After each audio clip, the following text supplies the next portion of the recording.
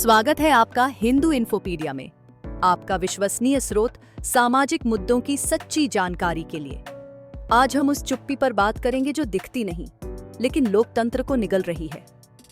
विषय है मीडिया में इस्लाम धर्म, कैसे वैश्विक नैरेटिव्स बदलते हैं पश्चिमी सोच को।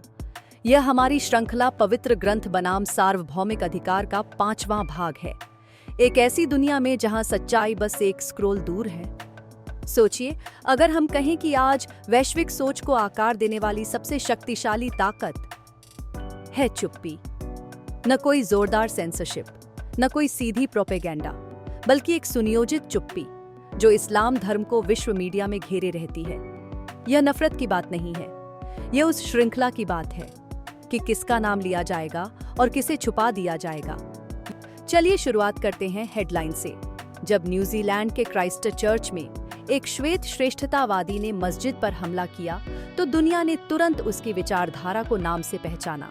उसका मकसद स्पष्ट किया गया और पीड़ित मुसलमान खुले रूप में स्वीकार किए गए। लेकिन जब श्रीलंका में ईस्टर संडे पर चर्चों में बम धमाके हुए, हमलावर इस्लामिक थे पर पीड़ितों को क्रिश्चियन नहीं कहा गया। वे सिर्फ ईस्टर वर्शिपर बनकर रह गए।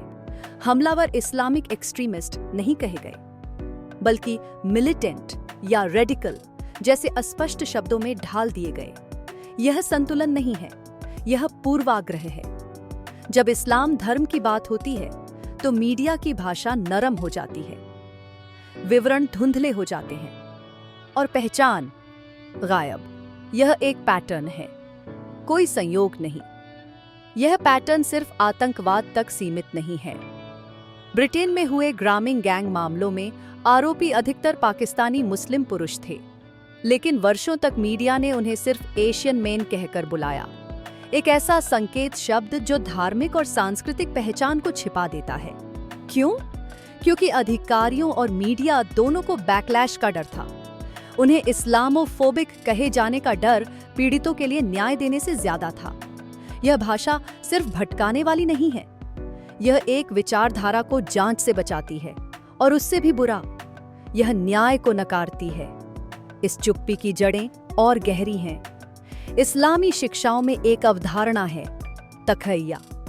जब खतरा हो तो अपनी आस्था को छुपाना जायज माना जाता है। आज की मीडिया संस्कृति में यह तखय्या एक संस्थागत आदत बन चुकी है। मॉडरेट वॉइस को आगे लाया जाता है, जबकि अंदरूनी वैचारिक विरोधाभासों पर चर्चा नहीं होती। प्रचार संगठन पत्रकारों को सिखाते हैं कि क्या कहना है और उससे ज्यादा क्या नहीं कहना है, जैसे जिहाद, शरिया या इस्लामिस्ट जैसे शब्दों से बचा जाता है। इनकी जगह आ जाते हैं युवाओं में असंतोष या सामुदायिक तनाव जैसे शब्द। यह पत्रकारिता नहीं, यह पॉलिश की हुई भ्रमजाल है। और यह सब सिर्फ एक देश की बात नहीं है। अमेरिका में संगठन सिर्फ मीडिया नहीं बल्कि प्लेटफॉर्म्स को भी प्रभावित करते हैं। फ्रांस में शार्ली हेब्दो हमले के बाद देखा गया कि कैसे अभिव्यक्ति की स्वतंत्रता भय के आगे झुक जाती है। भारत में मदरसा कट्टरता पर रिपोर्टिंग तक धीमी कर दी जाती है या हटा दी जाती है। इस्लाम धर्म अब एक वैश्विक संरक्षित विषय बन चुका है, कोई इसलिए नहीं कि वह आलोचना से ऊपर है, बल्कि इसलिए कि मीडिया संस्थान तटस्थता छोड़ चुके हैं। लेकिन इस चुप्पी की कीमत है। जब जनता को पूरी सच्चाई नहीं मिलती तो वे सही निर्णय नहीं ले सकते। जब पहचान जानबूझकर छिपाई जाती है तो नीति निर्माण प्रभावित होता है।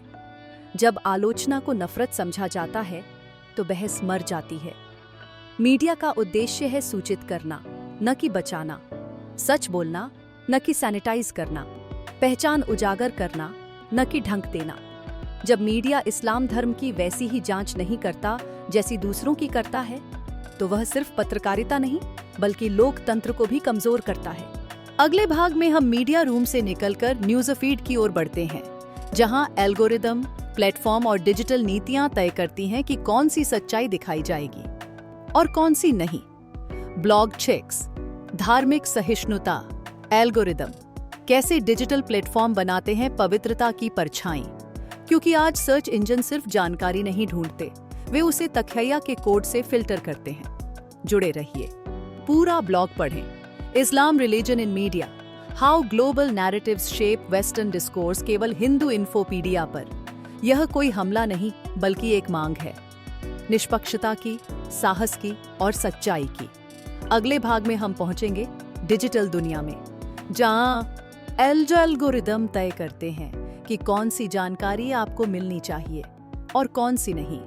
ब्लॉकचेक्स, धार्मिक सहिष्णुता, एल्गोरिदम कैसे डिजिटल प्लेटफॉर्म बनाते हैं पवित्रता का कवच। पूरा ब्लॉग पढ़ने के लिए जरूर जाएं hinduinfopedia.com। अगर आपको यह वीडियो जानकारीपूर्ण लगा हो तो कृपया इसे लाइक करें, सब्सक्राइब करें और साझा करें। ऐसे ही और वीडियो और विश्लेषण के लिए जुड़े रहें हिंदू इन्फोपीडिया के साथ।